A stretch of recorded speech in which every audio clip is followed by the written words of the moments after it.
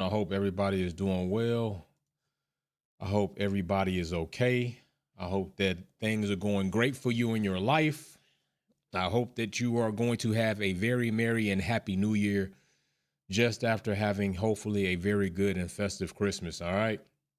So if it's your first time here because we're ending a new year, new people come about, new people find the channel. I'm your host, Jay, host of Wolfpack Performance, host of F1 Minute, the hottest live talk show that involves you in content creation, which will be going on in 2024 midway through the season. Right now, we are in the midst of our first ever championship racing season for esports for all green and blue badge members and higher. As you see right here in the chat, we have a couple of green badge and a few of blue badge OG members already in the chat, and we're having a good time with that. But so we do have to get forward. Let's go ahead and take care of business.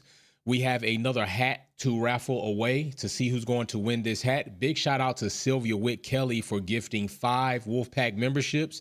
For doing so, she got her name put in an additional 5 times for that. That is only right. 5 Wolfpack memberships. She blessed 5 people to come into the family, to experience the greatness that we have going on here, and to become part of that. So she got her name 5 more times on that wheel, as she damn well should.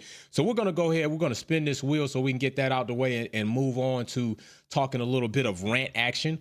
So we're going to go ahead and hit the name on that wheel, hit the wheel, and let's see what we get. Here we go. Here we go. And Will I Am is the winner of the latest, newest hat. We had King Reem get a hat last time. This time it is Will I Am. And I just had some sweet potatoes, not yams, not to be confused, but Will I Am, you are there. Go ahead and make sure you get in contact with me, brother, so I can get you your Purple Sectors collection hat, and we can do all of that. All right. So big shout out to Will I Am for that. Now I will tell you at this point in time, the wheel will definitely keep going. We have 2 more hats to give away. All right. 2 more hats to give away. So that means that today is the start of a new day. So all super chats going forward for the entire week, or when we do the next week's live, we'll go back onto that wheel, and then we will still have 2 more hats to give away. So there are 2 more opportunities for people to win hats. Big shout out to Will I Am for winning this hat. And so now let's get into some things. Let's get to talking about some rankings that have come out. And let's just have a general conversation about it. It's all opinionated. Okay.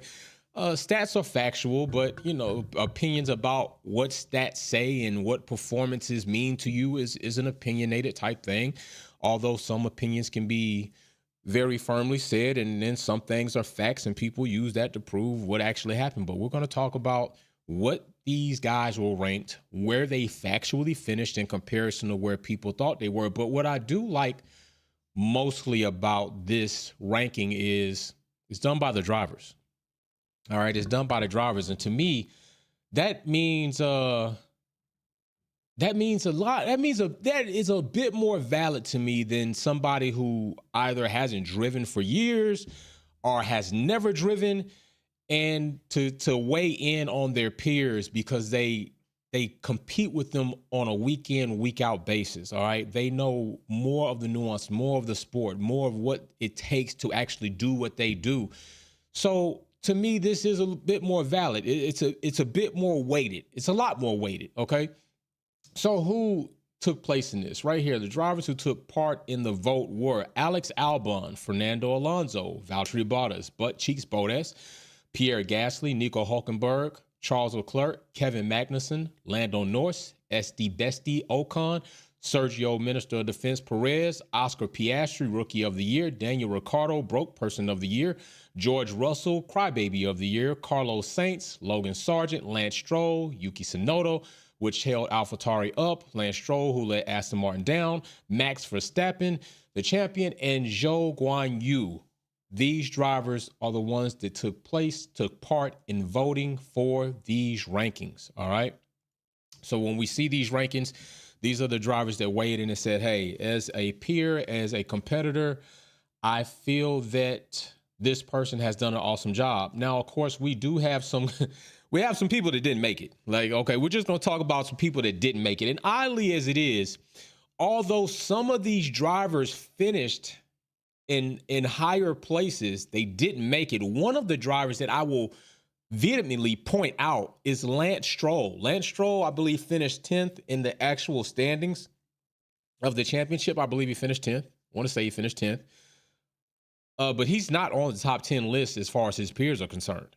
And I do want to point that out, because pointing that out says that all the stuff Alonso was saying throughout the year, I said it at that point in time. I thought it was just fluff. All right. I thought it was just, hey, he's going to say this stuff. Why? Because he wants to support Lance. He wants to be a good teammate. He wants to be the big brother role. He wants to show Lawrence Stroll that his investment is not only good because of his ability to drive, but it is also good because of his ability to mentor Lance to be the Formula One driver that he might hope he can be. Okay, but obviously the peers don't feel the same way. Lance Stroll did not make the top 10 list in drivers. All right, he didn't make it. Another driver that didn't make it and also finished ahead of a driver who did make it would be Ocon. Ocon being 12th, I think Albon 13th on the real standings, but ranked 7th. So what that says to me is what I said before when I did my Albon analysis. Albon is a driver who did more with less. And obviously peers recognize that he did more in that Williams car, which is technically less. And they view that as an opportunity, or they view that as a performance in which to them was deemed better. Now, if you look at the graphic, there is a certain driver who's kind of sitting in the middle of all this, a bit more highlighted than the other drivers are. Okay, you got a flurry of drivers coming from AlphaTauri, but only one of those drivers, in my opinion, that technically wasn't on the list at all, that probably, I believe, what's up, the mechanic, Honey Bun Production. Yo, Honey Buns are stamping out. I'm mailing out Honey Buns today. Big shout out to Mechanic, dropping $50 in the super chat. Just got his name on that wheel as well. Honey Bun Production, big shout out. Mechanic is supplying honey buns for their entire racing series. Every driver of the day will get a honey bun and a Formula One attack card sent out to them. I am sending Alex's card out today or tomorrow. His honey bun is packed up. His card is packed up. Big shout out to the Mechanic for dropping that in the chat. Big shout out to you, my brother. So yes, I do think Liam Lawson, if able, I think honestly, if Liam was able to finish more honey. Oh my gosh. More honey buns going up. $40 in the super chat. Big shout out to Mechanic. That's what I'm talking about, bro. Is looking out, buying that big box from Sam's Club and buying it wholesale. You know what I'm saying? Big shout out to the Mechanic. So this is what we're going to do. I think if Liam Lawson finishes out, starts the season earlier, perhaps starts before they even let Danny Rick get in there and Nick DeVries get in there, I think Liam Lawson is able to put together a pretty good season to where he's a new entry, just like Gasly and Alex Albon on the list. I think that, or Piastri and Gasly new on the list. Alex Albon was already there. Piastri and Gasly new entrants on the list, of course, because Oscar Piastri's a rookie, but Gasly definitely was off, you know. But I think it was quite possible. But if you look at a flurry of drivers came through AlphaTauri, and I just got to say, Jay London in the super chat or in the chat says, big ups Mechanic, show him mad love. What are your thoughts on the team principal rankings? I haven't gone into those yet. We're going to go into those, of course. Right now, we're going to go into drivers, and then we'll talk about team principals on another day, and we'll go from there. I'm going to try my best to make it through this entire thing. It is a bit painful. So, yes, AlphaTauri, a slew of drivers. And not very good at it at all. Liam Lawson was probably the better driver out of the three between Nick DeVries, Danny Rick, and himself. I fully give Yuki credit for what he was able to do and what he was able to put together and holding AlphaTauri down throughout the season more consistently than any driver that came through there. I do think Liam Lawson likely probably would have been able to do a bit more had he been given the opportunity. But, you know, they had to see what they had in Danny Rick, so that is what it is. Logan Sargent definitely belongs where he is. We'll see what he does in 2024, but he definitely belongs where he is. I'm not mad at that. He's not on the list. He's off the map. I'm not mad at Lance Stroll being off the map. I feel like he did way less with more in comparison to his teammate. Ocon, I don't know where I really sit with that one.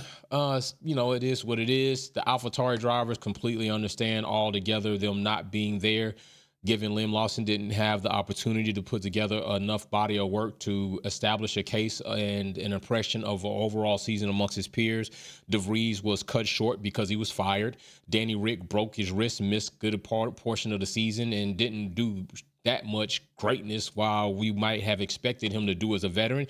And Yuki, although to me far better than the season before, still not enough to be graced by his peers up on that list. Of course, the Haas twins, K-Mag and Nico, they're definitely not going to make it. Haas was pitiful this season, and I don't know how much more pitiful they'll be next season. And then we got Russell. Also, Russell right here, he wasn't Mr. Top 5 this season. I'm going to tell you that. It was not Mr. Top 5, was not Mr. Consistent. Definitely had a rough season, had a crying season, had a season where many people contested his attitude and his character as far as his integrity within the team. A lot of people may have thought that maybe Russell should not even be with Mercedes in some portions of the season. And then we got Alfa Romeo with Valtteri and Zhou. Definitely, I have said many times throughout the season, it was like they were almost not there. It was almost like they didn't exist. I'm just being real. It was almost like Valtteri, Zhou, Guan Yu did not exist at all. It was like the entire Alfa Romeo team didn't exist sometimes. It was just so quiet over there with so much expectations that they set for us when they first did their launch. I mean, they set their expectations pretty nice, pretty healthy. I'm not going to say high, but they set them healthy and talked about all this development and all this focus in the rear of the car. Like they really had something going, and they didn't have anything going on. Nothing. Like literally, it was flat. It was flat to me. It was nothing going on there at all. And we're going to see what happens this season, as I believe both drivers are going to be returning to Sauber. Alfa Romeo is supposed to be going on to live their life with Haas. So whatever's going to happen with that sponsorship deal is what it is. But I believe Sauber State, they're going to go on and do their thing until Audi actually enters Formula One 2026. Now let's just go ahead and start getting to some of these rankings. Let's go ahead and start getting down into them real quick so we can start talking about some drivers that really might bring a bit more like on the season and on the situation. So we're just going to start at the bottom. We'll start with Perez. All right. Perez here drops a couple of ticks from 8th to 10th from 2022 to 2023. Definitely doing, in the eyes of his peers, a lesser job than his teammate Max Verstappen. I'm not really on board with the 10th spot going to Perez and having Gasly over Perez. I'm not really getting into that. I do understand, but Mary Beanie says, hey, Jay, get better soon. And my troll partner, where is my honey bun? Then Aston Martin needs to put Felipe Drugovich in the seat ASAP. Princess can do one. I feel you all the way on that. But I do understand Perez had one hell of a controversial season. I do understand that I can agree Perez should have done more with more because he had it in the RB19. I also do not dismiss that there may have been some type of situation occurring at Red Bull that hindered or interrupted Perez's psyche and his ability to perform at an elite level, because I think that there is something to be said about a mental stable person being able to connect with their physical abilities and put those things together and make it happen. I don't think such a place existed at Red Bull for him. I think a lot of things happened throughout the season that just slowly diminished that for him. And still, while Perez is ranked 10th among his peers, he finished second in the Drivers' Championship. And even if he had more of a car and you felt like he did less with it, he still did enough to make second. And at some portion of the season, which was a very early portion of the season, he was in contention and in very close battle with Max Verstappen to, at one point in time, at least lead the Drivers' Championship standings. And whether he stayed there or not was something else, but he was at least there to lead it by 6 points at one time, I believe. So I'm not on board with the 10th spot for Perez. I understand rankings of how peers feel about other peers and drivers is vastly different than just wins, podiums, and points as far as you finish in the season.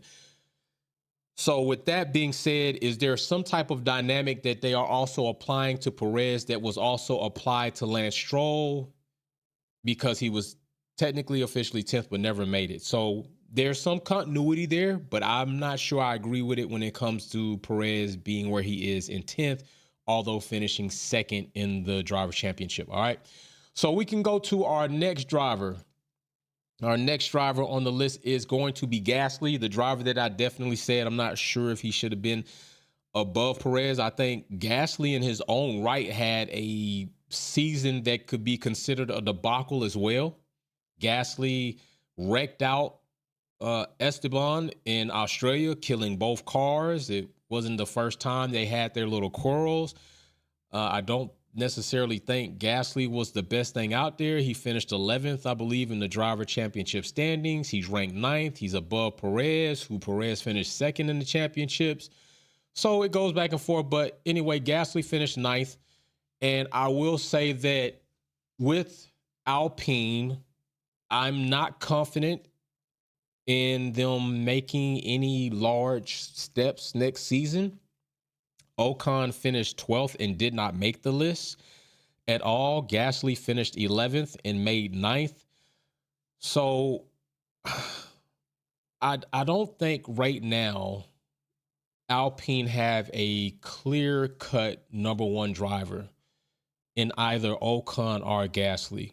I think at this point in time, I've said it and I'm going to keep saying it, is that I think the driver pairing at some point in time, yes, you as drivers in Formula One, even though in the same garage, on different sides of the garage, you're going to have to compete against each other.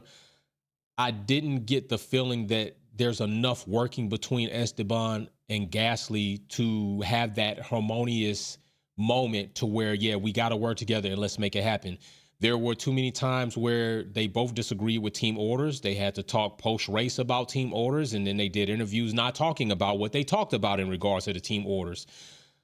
So there were a lot of disagreements even in that magnitude to me that says, is this the best driver pairing for Alpine going forward? Is there something they need to change? And if they do change it, which driver do they change? It's not like they tremendously outperformed each other in the championship standing. So with that being the case, who do they retain? And to me, I would think that your loyalty would be to your driver who's been there, the senior driver, which would be Esteban.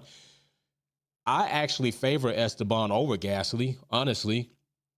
I favor his wittiness. I favor his ability to make a car wide. And I do know that he can make some decisions and some moves at times. Ocon can, that may be questionable, but at least he makes them, and it seems like it's a non-biased move. Like, he's just going to be him. He's going to drive hard. He's going to get his elbows out. He did it against Fernando, where we've seen other drivers wouldn't dare even try to do it. I know damn well he'll do it with Max because we've seen him do it.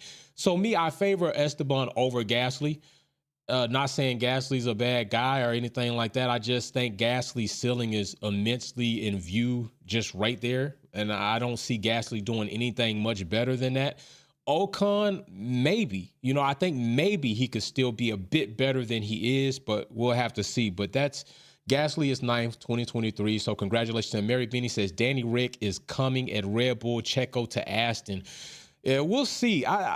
Even if they wanted to give that to Danny Rick, Mary Beanie, has Danny Rick even done enough to really say, hey, yeah, put him in the RB19? We should definitely have something better than Perez. I don't think so. I don't, if they do that, it's purely to me a move based off emotion and favoritism, not a move based off performance. Danny Rick didn't, to me, outperform Liam Lawson. If you just put it all together, I know he had the highest finish of any driver in AlphaTauri, what I believe 7th, but we should see more than that from Danny Rick, being who he is and where he's been and what he's done.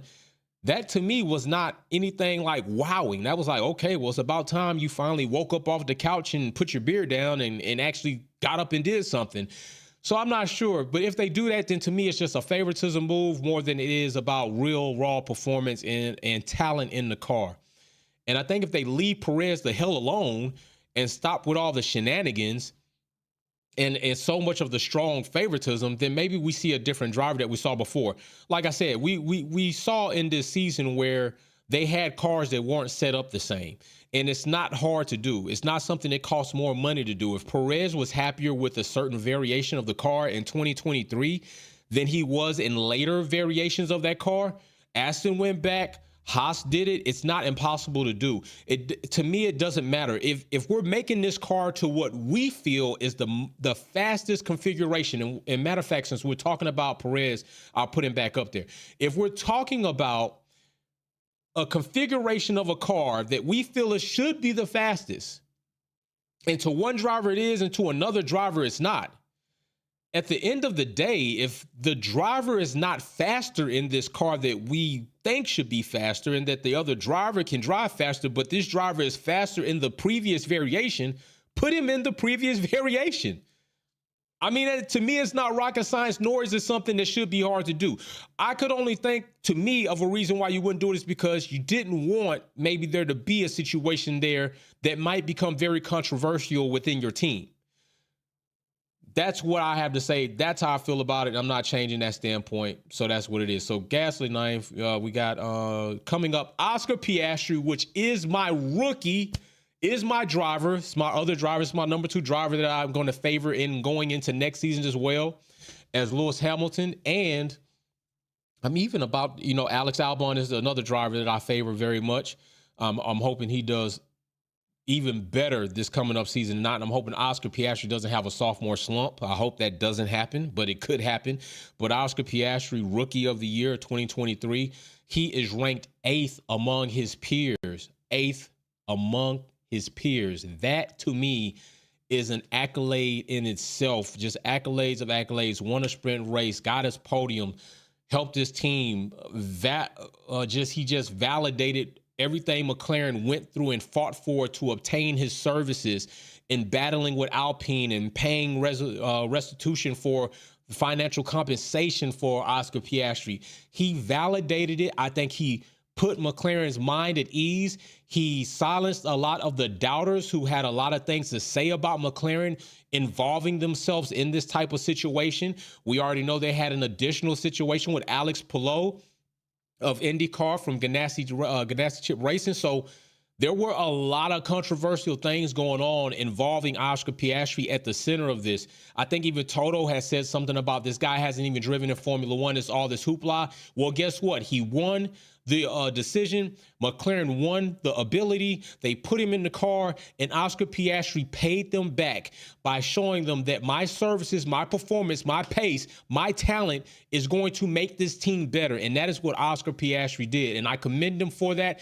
I think his teammates, his peers looked highly up on that, him being a rookie and doing what he did. And he also made it harder on other rookies that were coming in and getting an opportunity. Nick DeVries being one of those rookies, Logan Sargent being another one of those rookies who just drove up the cost cap tab at Williams over $4 million and something worth of damages and or repairs that impacted their cost cap situation. Oscar Piastri proved to be a diamond in a rough situation and came out shining. So yes, Oscar Piastri, big shout out to you for that, young sir. So we will see that. So the next driver that we will get into, and also Oscar Piastri finished 9th, and he is ranked 8th, while Gasly finished 9th and ranked 9th and finished 11th. So the next driver that we will get into right here is Alex Albon. To me, I would say Alex Albon driver of the season as far as doing more with less. Alex Albon ranked 7th among his peers while finishing outside of the top 10 for the Formula One season. Now, I want you to think about that. Alex Albon, okay? Alex Albon finishing outside of the top 10, okay? Alex Albon finished 13th in the driver championship standings, but he is ranked 7th among his peers. That tells you a few things. One, it tells you that he is highly regarded as a good driver, all right? He is recognized for doing more with less at Williams, and also showing a vast difference between talents of Logan Sargent and himself. And with him doing that, he was able to provide, in my opinion, he was able to provide Williams a true look at where they may be as far as car and performance development. Because if it were not for Alex Albon, Williams may think they have a turd of a car if you strictly are going by what Logan Sargent did this year. You would think that we have a turd of a car if it was just 2 Sargents in the car. But because of Alex, he gave them a fair opportunity to say, hey, we actually got something here. We actually have a car that is performing. And we're making changes that literally are showing that these are upgrades, not just updates. So Alex Albon is ranked and considered high among his teammates, 2 ticks from where he was 2022 as well. So that's a nice little jump up. And in a Williams car on top of that. So Alex Albon, big shout out to Alex. Another driver that I favor as well is Oscar Piastri and Lewis Hamilton. So big shout out to them for that. Now let's go to the next driver. And once again, Alex Albon finished outside of the top 10 when it came to championship standings, but he is ranked 7th among his peers, and he made it 2 ticks up from the 2022 rankings as well. So Alex Albon, shout out to you, good sir. Next, Carlos Sainz. Carlos. Now, right here is something that is this team had a lot going on. I told you all in the beginning of the season that not only was this team probably worse off than Mercedes, and a lot of people didn't really buy into that, but I told you, and I wasn't lying to you, it was actually true, that this team was worse off than Mercedes. They said that they were confident in their philosophy of a car. They said that they were confident in the design. They said they were confident in their direction. And then we saw them about face and go a different direction because they weren't so confident. Things weren't looking so good. There were probably things that we could suspect that weren't all great between the drivers at the point in time. We heard a bit of that on track sometimes. And I credit Carlos because at some point in time throughout the season, maybe not everybody, maybe not even, well, I wouldn't even say not majority. I'm just going to say not everybody, but plenty of people felt that Carlos had made a case that he could potentially be looked at as the number 1 driver outside of the mirage and the mystique and the musician in Charles Leclerc. People were looking at Carlos like, yo, is he the strongest driver at Ferrari? Is Carlos that dude that Ferrari really needs to count on? It seemed like he was more consistent than Charles. It seemed like he was more aware of what needed to be done when he needed to do it to make things happen. Carlos was making a very strong case that he indeed could be in contention to be, hey, I'm the guy at Ferrari. But still right now, Charles holds on to that title. And rightfully so in finishing above Carlos in the championship standings. I mean, it's not by much, you know what I'm saying? It's not by much at all, but he is above him. And so Charles right now still does hold that near and dear to his heart. How long that'll be, we'll have to see next season. Charles has decided to go on with Ferrari for some time and extent, signing an extension, believing in the Ferrari, the Scarlet Red team, to do what needs to be done so that one day he can be a Formula One champion in those colors. I think it is. But I think some people believe that Charles is holding on to hopes and lost dreams that were once here and they're not nearby, and we don't know if they're ever going to come by again. But every team might have a season, and we'll see. But Carlos definitely, I think, stays at Ferrari. I think it's a good spot for him. He came out of McLaren. He's made his moves a couple of times. I think now being at Ferrari and doing what he did, I wouldn't doubt it that Carlos has the not motivation, the confidence that he can become that guy. And if Ferrari doesn't seem like the team to do the Red Bull crap, all right, he was a tick down 2022. He's a tick up. His peers evidently believe he did better this season than last. I would wholeheartedly agree with that. I was looking at Carlos like, yeah, he's doing a better job to me than Charles. I preferred Carlos over Charles at some point in time. Charles just seemed like Carlos seems like he understands this is the car, this is what it can do, and this is what I'm not able to do because the car can't handle it. Charles, on the other hand, seems like this is what I want to do. The car can't do it, but I'm going to try to make it do it anyway, and then he just failed. And that's what it seemed like to me. Just the ability to know it's not going to be able to be done versus, I mean, I like Charles, hopes and dreams. Like, I'm just going to shoot for it. It might stick, it might not, but some point in time, bro, you got to say it's not sticking, Charles. It's not happening. So once again, Carlos, 6th place by his peers, ranked 6th, finished 7th in the Driver Championship, and we will go on to the next driver, which is Charles Leclerc. Definitely, as you see, ranked 5th, came down a few ticks from 2022. Just ranked above his teammate, as you see right there. He's ranked 5th among his peers this year. Carlos goes up a tick in 6th, and then Charles comes down a tick into 5th. So I find this also kind of interesting that these two drivers, I want to say outside of McLaren, these are the only two drivers from a team that are paired up in the top 10 rankings of peers. The only other drivers you're going to have, no, you got 3, because you got the Red Bull team with Max and Sergio, then you have Lando and Piastri, and then you have Charles and Carlos. But I will say that there's not a far gap between these two teammates like you're going to see with other teammates.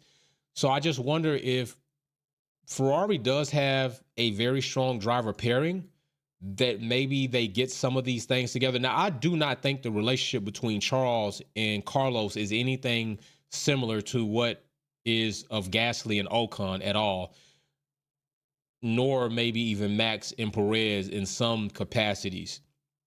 I do think their relationship is a bit better. You see them together. You have seen them around together. You have seen them do things together. You have seen them laugh and share jokes together. So I don't think their driver pairing is toxic. I think that right now, frustrating both drivers is I'm with a team that's supposed to be winning. I'm with a team who is heritage in racing of being great, and it's not great. The car's not awesome. There's a lot of dysfunction within the organization, and it's affecting our performance and even our legacy that we're trying to establish here while we have the opportunity and the ability to compete in Formula One.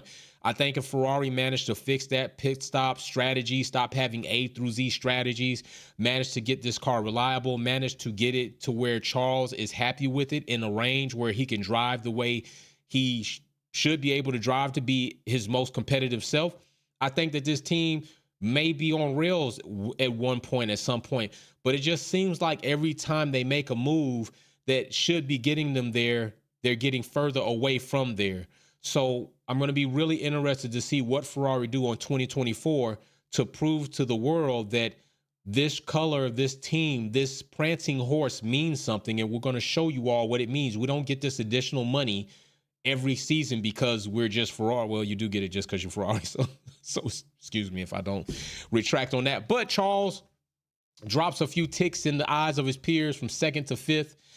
Charles finished 5th in the championship standings, and he is ranked 5th. So the only driver to be ranked where he actually finished in all of the 10 drivers, Charles ranked 5th, and he finished 5th in the championship standings. So seems like a pretty across the board, pretty shared opinion on his performance and also the way his fellow drivers feel about him.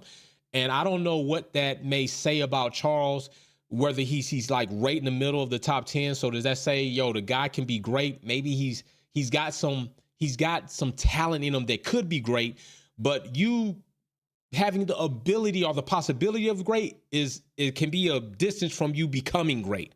Can you make all the necessary changes? Can you be disciplined? Can you be meticulous in everything that you analyze? Can you put races together? Can you string them together? There's a lot that's going to go in to say like, yo, this guy's got the potential to this guy is legitimately the shit. Charles has a ways to go, and how far of a jump he can make between now and next season, I don't know. It's going to be a lot that may rely on the team and the car. And then once the team and the car are there, if Charles is unable to make that jump, then here comes another debate that we may have to have, but we don't have to have it at a point in time because now it is not happening. So there we go. Ranked fifth, finished fifth. Next driver up, please. The next driver we have is Lando Norris, the sleeping papaya giants that woke up after mid-season and just ran it up and came alive and struggled so much. He is up one tick from 2022 to now. He's up to fourth in the eyes of his peers. Lando Norris indeed finished sixth, 2 spots above where his peers feel he is ranked. Unable to get that race win. Unable to just, he almost had it one year, but we're not going to talk about that. It was very painful for him and even for me to watch. But a lot of people are questioning, is Lando a Formula One champion? It's oddly funny enough, Oscar's already regarded like he's going to be a champion one year. You hear Russell's going to be a champion one year. You hear Charles is going to be a champion one year. Lando's going to be a champion one year. I'm just done with all the going to be a champion one year. Listen, win some races first. Win more than a few races first before we start talking about these drivers being world champions. Let's see them win more than 5 or 6 races. Hell, we had so many races this season, 5 or 6 might name, but let's see you win at least that, though. Let's see a handful of race wins and another handful of podiums before we go saying, like, they're going to be a champion one year. I don't know if Lando's going to be a champion. I really don't. I don't know. I know he could drive. I know he did well this season. I know that McLaren as a team did well this season to give their drivers a machine that they could actually use to compete with, which is where we have a problem with some other teams, i.e. Mercedes. McLaren was able to put together what was looking like a monstrosity of a season to begin with, and even toward the middle, where it was looked at as like McLaren is just falling the hell off. They had challenges. They had challenges with the simulator. They had challenges with their wind tunnel. They had challenges with development. They had challenges. They worked through all of that. They muscled through all of that. And once they finally got it, they dialed in race after race to try to make sure it stayed there. Now, it could be said, Aston Martin, toward the beginning of the year, booming. Toward the middle, back of the year, fell on their face. McLaren comes alive. They were on their face and they stood up. I don't know if maybe we had another 6 races. Does McLaren do the same thing? If roles were reversed, or are we just going to see the same thing happen? McLaren pop tall, Aston pop tall later, and then it's just inverse. I don't know. Different teams, different situations, different drivers, different everything, but very similar inverse operations as far as one team was up, then down, and one team was down and went up. So now I'm looking to see McLaren come into the 2024 season and seeing how well they continue on from their 2023 success into 2024. They have a very stand-up driver pairing with Lando and with Oscar, a very young pairing, a pairing that they can believe in toward the future. Definitely with Oscar showing them what they got and all of that happened. So I think McLaren, again, also one of the better driver pairings on the grid. I think also one of the better teams as far as understanding where they need to be and what they need to do on the grid as well. So I will be looking for the Papaya team to get another set of podiums, maybe even some qualies and more race wins next season, given everything that they have now to come into that season with. I will be looking for them to make another leap forward, okay? So as it sits right now, Lando ranked 4th among his peers, finished 6th in the Drivers' Championship. 2 spots above where he actually finished. They believe he is. So that says something right there. 083, Merry Christmas and Happy New Year to my Wolfpack fam. Merry Christmas to you, 083. Big shout out for seeing you here. Haven't seen you in a minute. I hope everything is well with you, man. So big shout out to you. And also, man, you're eligible to race in the championship series. Peen says can't be a champion when you don't challenge. Ooh, Peen throwing shots, bro. Throwing shots. Let me make sure I clear my throat when I say this. Can't be a champion when you don't challenge first corner in a competitive car when your car was competitive. Simp for Max.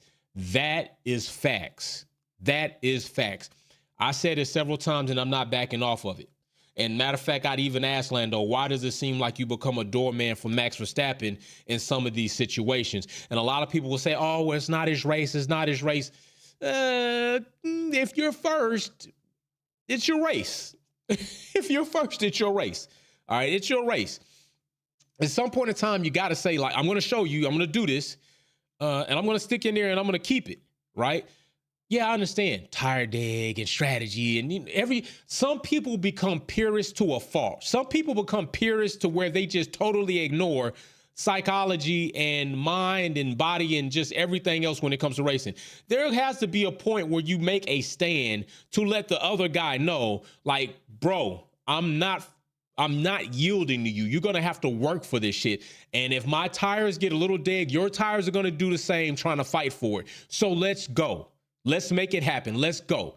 I'm not every race that I have the opportunity, give it up to you. No, there's going to be a race or so where I'm going to make you fight your ass off to get by me. And it might even be like reckless. Like sometimes all this purist bullshit just gets me. No, well, it's not his race. And, if you look at this and shut the hell up. Shut the hell up. Is it not your fight if somebody smacks you in the face? I guess if they're 250, 6'3", and you're 5'10", 155, I guess you just let the motherfucker smack you and just go on. Do you do that? I mean, that's not your fight. It's not your fight. He's well out of your weight class. He's out of your height class. He might be even out of your fight class. So I guess you just say, you know what? I just got to take that smacking and I'm just done. I'm just gonna get smacked. Come on. At some point in time, you gotta boss up a little bit. You do. You got to boss up.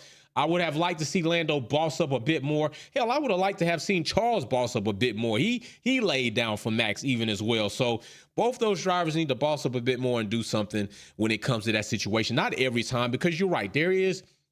I understand the strategy. I understand not ruining your race. I understand that tire day. I understand you could waste your time doing that and lose a lot of time. But there comes a point where you got to take a stand and let another dude know, like, I'm not just going to make you think that when you pull up, I'm just going to give it to you. So that's how I feel. I'm not changing up that. Fernando Alonso, the man of Aston Martin's hour, 2 ticks up from where he was ranked 2022 to 3rd.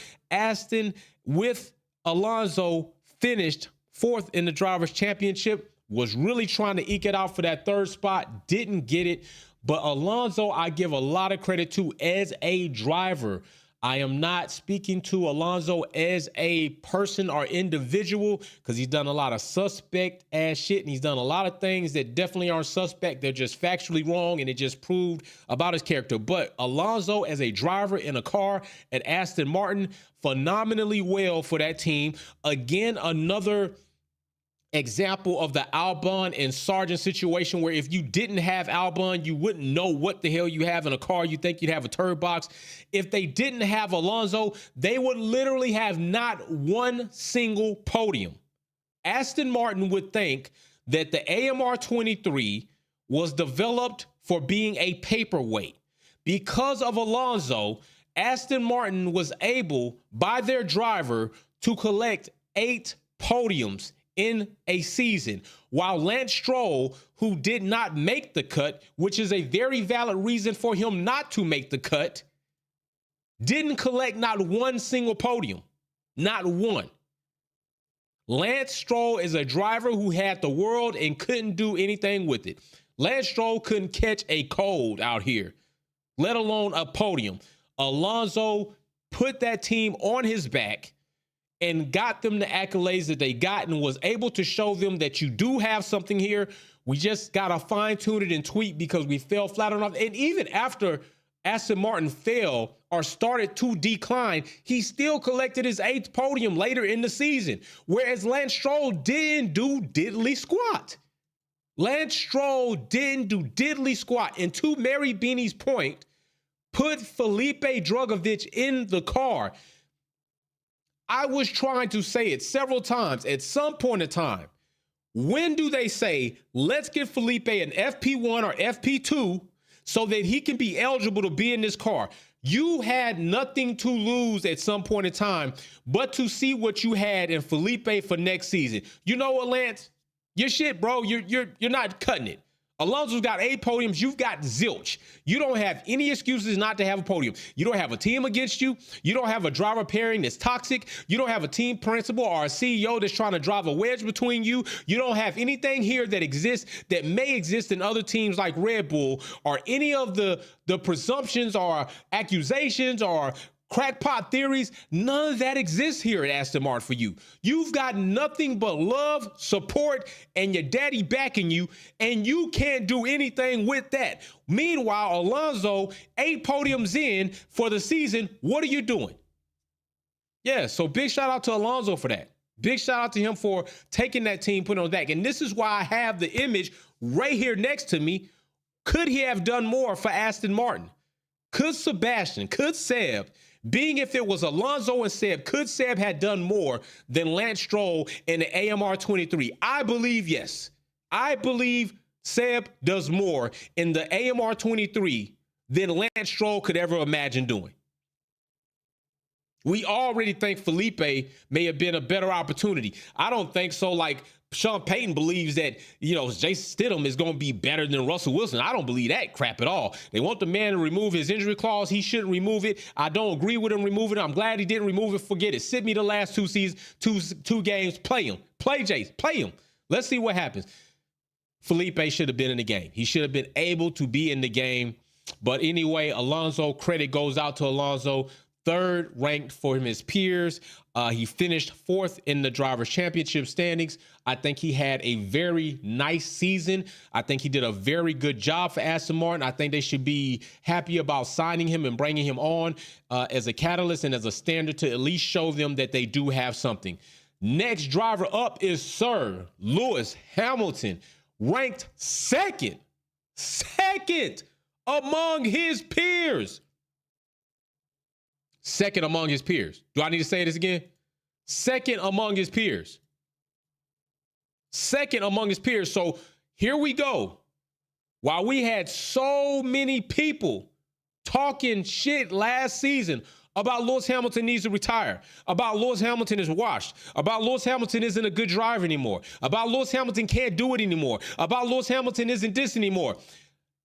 All these drivers, majority of these drivers in a plethora of names of these drivers came up with a decision and a result that said Lewis Hamilton is indeed the 2nd highest ranked driver amongst us in all of 22 drivers that came through here.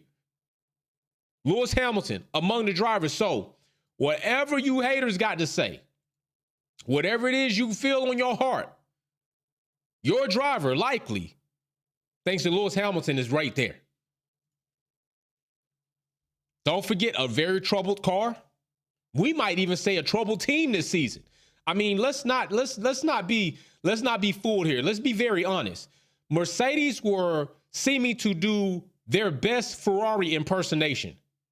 Pit stops ass. I don't want to hear nothing about wheel guns, all this. I've seen pit stops just be horrible. Hey, get it fixed. Pit stops been butt. Car development, trash. Just straight trash for 2 seasons. I don't even trust going into next season. I need you to prove it to me. I'm not giving Mercedes anything up front. I'm not letting them hold nothing. I ain't spotting them nothing. They're going to have to earn it. I'm going to have to see in testing, is there a valid reason to believe that Mercedes has now figured it out that we can now develop a machine to give a driver who is ranked 2nd among all peers, finished 3rd in the Drivers' Championship, and not only a troubled car, but a team that seemed to be in peril and a pit stop crew that was damn near terrible. He's ranked second. Ranked second. Third last season, second this season. Bit better of a car this season than last season. Still, I believe some people regard that car as a crap box. But yeah, Lewis Hamilton ranked second amongst all those drivers. So take it and stuff it. If you feel like Lewis Hamilton should retire, then what in the hell do you feel like Alonso should do? The longest career having right now in Formula One, ranked third among his peers. Why is it that we don't hear this campaign for Alonso retiring? Why is it that we don't hear this campaign for Nico Hülkenberg never to return to Formula One, bro? You're a journeyman. You are a glorified substitute. Nico Hülkenberg is a glorified substitute. Yet I don't hear the soliloquies, the quails, the cries, the hollers, the barking, the howling. I don't hear any of that about people saying Nico Hülkenberg needs to retire. He don't need to come back. I don't hear any of that about Alonso. He don't need to be racing anymore. He's too old. He need to be out of here. Meanwhile, everybody, not everybody, but a lot of people squawking, crying, and whining about Lewis Hamilton should retire. Why? His peers think he's the second best driver in a horrible car in a team that was struggling last season. His peers say he's the second best driver out there on the damn grid. Finished third in the Drivers' Factual Championship, ranked second amongst his peers. Sir Lewis Hamilton. Russell did not make the list. Russell is not on the list. Russell is on off the map list. So there it goes again, another ploy that people said Russell's better than Lewis Hamilton. Even Russell said he's faster than Lewis Hamilton. We can't tell. We can't tell when it really come down to it mattering, bro, that you was faster. We can't tell in the season where Lewis wasn't carrying a bulk of the work that you were better. So I'm just saying, people, hey, I'm just saying, trust me, it is what it is. And the last and final driver, the best for last, because he earned it, because he got it, because he is the driver's champion, Max Verstappen. Penn says they are scared of when he gets a good car. Penn, that is true, bro. They are scared of when Lewis gets a good car, what things may change for Max and Red Bull. But as it sits right now, Max the big dog. Max Verstappen, big dog. First last season ranked, first this season ranked. I'm not really, on the last season rank. I think if you look at it, like the whole situation to me, would have left a bad taste. I couldn't have ranked him first last season, even though he got first. I mean, clearly there are drivers here that are ranked above where they may have finished or, either or. But Max clearly this season, first ranked driver by his peers. I agree with that, given the body of work that he put forth, given what Max was able to do. Now, I'm going to say this. Let's do this. Let's take the cost cap situation, put it to the side. All right. Let's take the Abu Dhabi 2021 finagling, put it to the side. Let's take the FIA finagling, not penalizing Max, cheating Max, put it to the side. I mean, we could keep going. Let's take all the situation Max, when he doing the pit stop, he impeded pit lane, did all this, runs his mouth, talks to people all foul, gets mad when people do things against him that he does against other people. Put it to the side. Let's put all that luggage to the side. Let's just put all that to the side, strip it down. When it does come down to it, Max Verstappen is a very talented driver. All right, Max Verstappen is a very talented driver. Speed out of here. Talented driver. Wolfpack gold coin right there. People be getting that. And even outside of all of that, Max does have to drive, and he is a phenomenal driver. All right, he is a phenomenal driver. I've seen Max do a 360, and however he managed to gather that car up and have it pointing straight the right way, whether you want to say it was luck or whatever, he did that. Max driving ability, I think, to me, his driving acumen and his ability to let things develop a bit better. And I think that can happen after you win a couple of championships or even a championship. He can kind of let you dial back, not be so antsy. And I think that's another thing that Max was able to do this season, is kind of let things develop. Aside from, some of his crying moments when it was like, Max, bro, you just ain't got it today. Don't blame it on nothing else. You ain't got it today. This is just the track. The car ain't right. You ain't right. It just is what it is. But I am talking about Max the driver, not Max as a person. Max as a person to me is a very lackluster and not very credible, not much integrity or character. But Max as a driver, Max is one hell of a driver. Let's just keep it real. Let's just keep it a buck. He's one hell of a driver. He still has to drive that car. Does that car being the most dominant car lend him to having a bit extra than anybody's? Yeah, but that's no different than any other driver that's had a dominant car, whether that be Lewis Hamilton, whether that be Schumi, whether that be Senna, anything. When you have, whether that be the Williams team, when they were running it up with technology, with Adrian Newey just doing all types of things that other teams weren't really doing, that's the case with Formula One. That's how it is. But at the end of the day, we've also seen examples of drivers who are in good cars and can't manage to do a lick with them. Lance Stroll is one. We saw that in comparison with Alonso. Logan Sargent is another. We saw that in comparison with Albon. We've seen these comparisons time and time again that say not every driver is the same. Max Verstappen is a good driver. Now, do I think he's the best driver on the grid? And this is my opinion, just like they shared their opinion. No.